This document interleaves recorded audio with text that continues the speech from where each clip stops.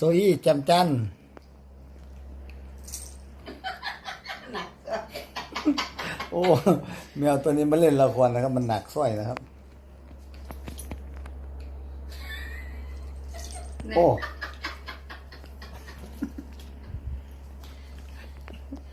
โซอี้นะครับ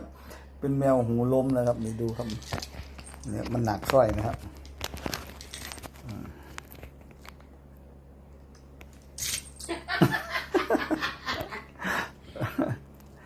แมวมันมารยาหรือเปล่าผมก็ไม่รู้นะครับ โอ้ยจุหัดคอมันบ่า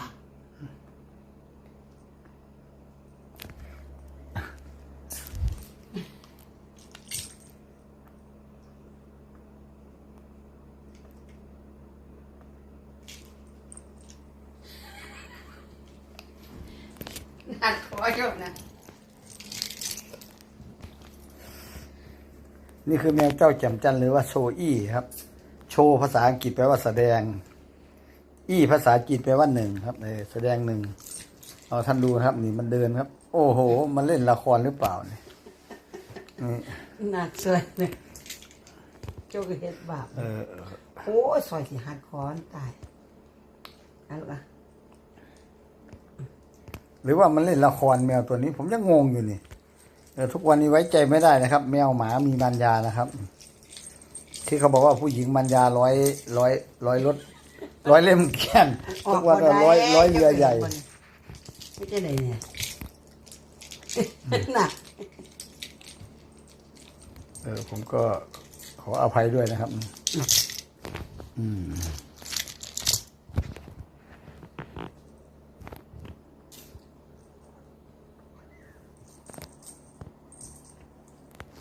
น่าจะไม่ใช่มันยานะคงจะหนักคอจริงก็ตื่นละ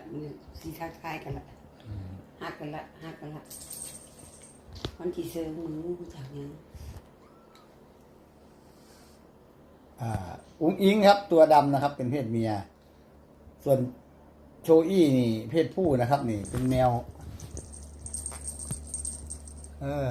ว่าที่สะพ้ายโบเอามาให้นะครับ นี่ครูโบเอามาให้โอเค